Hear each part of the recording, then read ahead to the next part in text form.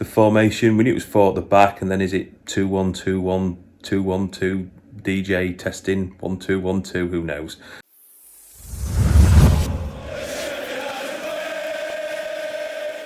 Saturday night, 8 p.m, the new Saturday at 3 p.m.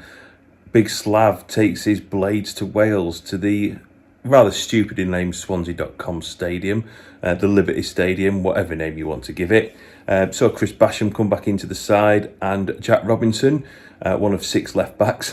Thought Reece Norrington-Davies might have been given the nod, but see what long throw Jackie could do at left back. Up top, 4 strikers picked. The formation, we knew it was 4 at the back, and then is it 2-1-2-1, 2-1-2, DJ testing, 1-2-1-2, who knows? The game, like so many games last season, it was a bit of early possession. David McGoldrick chased down a back pass and it ricocheted 4 or 5 yards wide. You looks in, those go in the back of the net.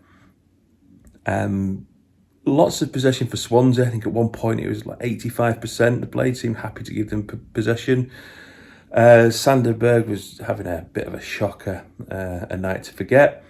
Good to see on the corners, some decent new style corners, so some short corners, because Ollie Norwood generally has been hitting the first man for the last year and a half now. No real clear-cut chances. There was a nice free kick come in. Billy had a header straight at Bender in goal. Maybe 2 or 3 yards closer to the corner, that would have been a chance. Ollie Burt was using his pace, but then needed a heavy touch to try and get over, and he didn't do that. Overall, it wasn't the most exciting. Looked comfortable at the back with only a couple of shots from range from Swansea. Not a lot more I can say about this one. It's 0-0 at half time. Hopefully the Blades will go on to nick this one. I'm recording this one at half time, so I'm going to call it Swansea 0, Blades 1. Up the Blades. Hi Blades, so no changes for United at half time, hoping for probably a little bit more inspired half compared to the first. Started off quite well, quite bright, and McGoldrick had a good chance a few minutes in and was put through 1-on-1. The goalkeeper did end up saving it, and the offside, luckily for McGoldrick, flag did go up because it was a chance he should have been putting away regardless of whether it had been ruled out or not. Once again highlighting the problems that we had from last season are coming into this one. That was probably the best chance of the half, in my opinion. We didn't really have that many at all, as usual. They didn't have many. Probably the best one they had was a ball over the top, which was our Achilles heel from last season, which they couldn't put away. Ramsdale had to make a couple of saves, but nothing major really. Their goalkeeper didn't really have to do much at all. He claimed a few corners. Another big problem of ours, our set pieces. We have to be doing better. McGoldrick had a chance, but headed it wide. It was not a very good half at all, which I'm sure you're all aware. It was very passive. We didn't really know what to do when we had the ball. We were just putting it up long, which has never worked for us. I'm not sure why we continue to doing it. I'm sure plenty of us really think that it's kind of square pegs in round holes still, and I think that's the way it's going to be until we get a few signings in. So Jukanovic can mould the team into what he really wants. But yeah, I don't really have much else to say. It was a very boring game really for both sets of fans, in my opinion. It was just very poor, and we have to be picking up some points sooner or later because the teams around us are going to, well, they've all already won one, so we need to start gelling and get into the system and playing better and being a bit more creative. Fingers crossed we get some signing in soon, Blades. All the Blades. So after a fairly boring and disappointing 0-0 draw with Swansea, I'm here to do us some player ratings. So starting at the back with Aaron Ramsdale, I've gone for a 6. Didn't have loads to do tonight, but felt he did what he had to pretty well and made one decent save from Jamal Lowe. So it's a 6. In the defence, I've gone a 5 for George Baldock. Defensively, I thought he was strong. His man wasn't getting past him, they weren't getting balls in the box. He got booked early, but managed it really well, made sure that he didn't commit any other silly fouls.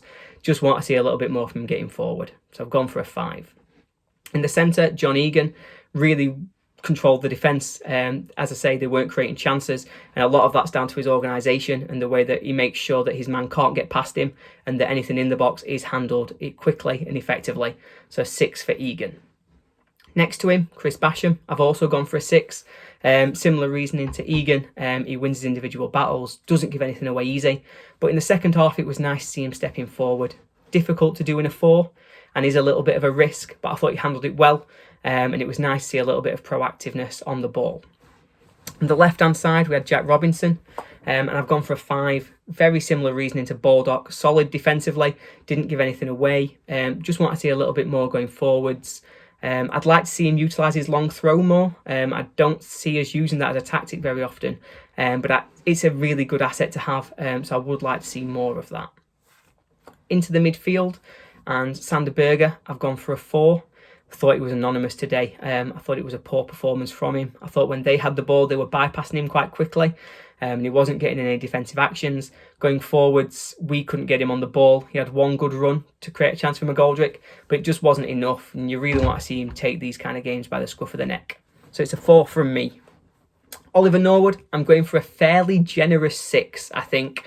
I thought when we were putting pressure on, a lot of it came from him dictating the play, getting the ball, pinging it out to Ben Osborne when he'd come on the left. His corner delivery still isn't good enough, but he did create a couple of decent chances from free kicks, including one for Billy Sharp in the first half. So a fairly generous 6 for Oliver Norwood. In terms of the attackers, Ollie Burke, I'm going for a 4. I thought he was pretty poor tonight. We all know how fast he is, but he needs more composure on the ball and he needs to make better decisions. It was all summed up by one chance in the first half. He's got onto a long ball, isolated his man one-on-one and basically just passed it into him. Quite poor, and we need to see more than that from our attacking players. Ryan Brewster, I've also gone for a 4. Just doesn't get on the ball. He's anonymous. I'd like to see him involved in the game, be a bit proactive, try and get on the ball, really try and force himself into some form. After midweek, I thought his confidence might be up, going back to his old team at Swansea. I thought that might make a difference for him, but unfortunately, he just couldn't get in the game, so it's a 4 from me. David McGoldrick, I'm giving a 6. Thought if we were going to score, it was going to come from him. He had 2 or 3 efforts on goal. He missed a header from the Berge cross that I mentioned earlier. He cut inside and hit one straight at the keeper. Had a fantastic chance when he was incorrectly flagged offside and the keeper's made a good save. I think for the threat more than his finishing, I'm going to go for a 6 because it was nice to see at least someone getting some chances for United. Billy Sharp, I've got a 5. One thing he does do, even when we're not creating him chances, even when we're not doing enough to feed him, he gets himself involved in the game. As I was saying about Brewster before, he's proactive, he tries to get on the ball, tries to occupy defenders, win free kicks. He just does what Billy Sharp does, and hopefully we can feed him a little bit better in future games.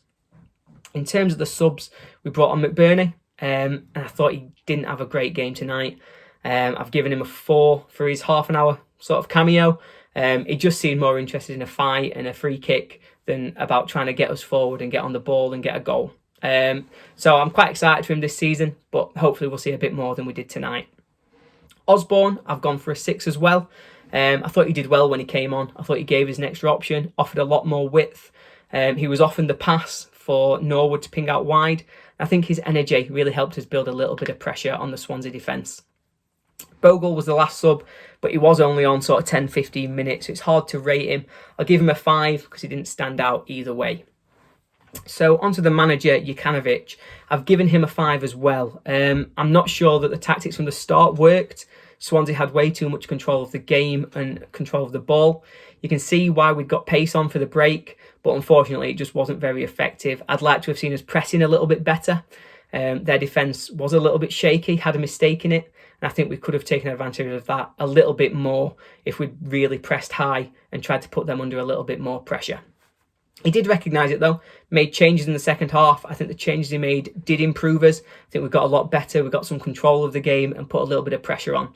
So it's good to see that he can change games and sort of really start to make a positive impact, even if it didn't deliver the outcome that we wanted today. So I think there's positive signs. Obviously only a couple of games in, and hopefully things will get a little bit better in the next week or so. Hello, Blades fans. A 0-0 draw away at Swansea. We get a point, first point of the season, but not really our best performance. We've got some positives and negatives for you today. The negatives for me kind of start in the midfield with Sander Berge. Not his best performance. I really think he got easily muscled off the ball, had one really good run where he just took it and went forward and created a really good opportunity late in the second half, but it was almost too little too late. He really had been ineffective for the majority of the game. And I think part of that, as I hinted in the halftime of the watch-along today, if you guys were able to catch that, part of it was just Slavisa choosing today's tactic. 4 strikers, 2 defensive midfielders, and a flat back 4. It was always going to be tough for Sander Berge to work his way through the midfield and carry the ball forward. So that's a negative for me. If we're going to have a player of his caliber, of his talent level, we need to be utilizing him properly. And a tactic where we launch the ball forward to try to hit the opposition with pace on long balls is not going to be the way to maximize Sander Berge. A positive for me, though, on the flip side, when we talk about our really high-quality players, Aaron Ramsdale. For me, he didn't have to do a lot in the first half, but in the second half, Swansea actually got a couple shots on target, and he did well to save them. There was one that he got down low, made a really, really good save. I thought today, player of the match for me, Aaron Ramsdale. So I'm hoping that we hold on to him. I think the Arsenal rumors have come and gone, hopefully, but today showed that he is going to keep us in games where we have no business of getting any points, and today that was it. Other positives for me, I think that our back 4 can work, but it's got to be Egan and Basham in the center. The 2 wing backs, full backs, that can change game to game. I like Robinson and Baldock in the more defensive format like we saw today. I thought it was effective defensively. As you saw, Swansea didn't really get a shot on goal all of the first half, and it was late in the second half that they finally did. And that was because that back 4 is a defensive back 4. But in games where we want to play on the front foot and we want to take possession and play attacking football, we may need different fullbacks or wingbacks, putting in Reece Norrington-Davis on the left side and to Stevens if he's healthy, or switching out Baldock to play Bogle on that right side. Those are going to be some changes that Slavisa is going to need to look for in the future. But in my opinion, it's Egan and Basham. Now, if Ben Davies comes in, maybe he can play on the left side, pair with Egan. That I'd be okay with as well. But until that transfer is finalized, Egan and Basham for me from here on out. So, but speaking of where we go from here, let's turn it over to Steve, who hopefully has some positive outlooks for the rest of the season. You know, here in America, there's quite a lot of people that accuse football, soccer, of being boring, no action, slow, nothing to see. I just hope that anybody who thinks that was not watching the last 90 minutes, because it would have proved them right. Whew, that was a struggle to sit through, even as a fan. So I can't imagine how the neutrals felt about that one. So 0-0, second game in the Slavisa Jokanovic era, done and dusted, or second league game, I should say, third if you count the League Cup. At least we got a point. So where do we go from here? You know, it's easy to criticize. It's easy on the back of that awful relegation season last year to be negative and pessimistic.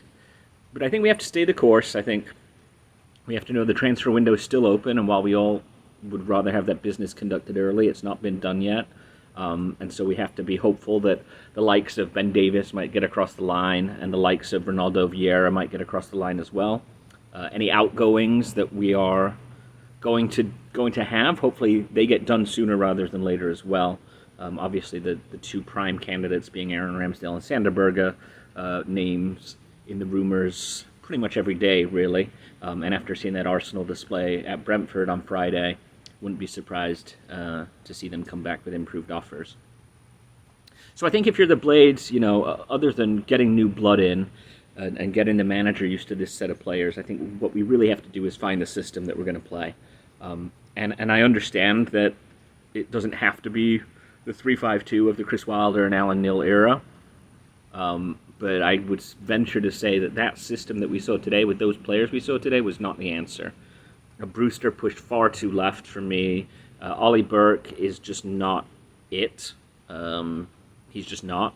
Pace, yes. Skill, touch, talent, not really. Not that we've seen. I'd like to see more Luke Freeman. I thought Osborne looked good higher up the pitch than he looked against Birmingham in the opening day of the season, so that was nice to see.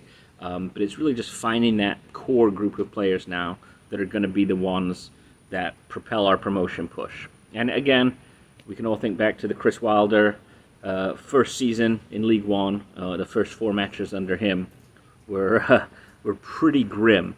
And obviously that ended up being our promotion season, finishing as champions with 100 points. So all is not lost. It's not going to be the beautiful, perfect goal fest of a start that we all hoped it would be. But where do we go from here? Well, we kick on. We stay the course. We back the team, and we don't hit the panic button yet. On to West Brom then, and fingers crossed that we've figured out our system a bit more and come away from that one with 3 points. Until then, up the Blades.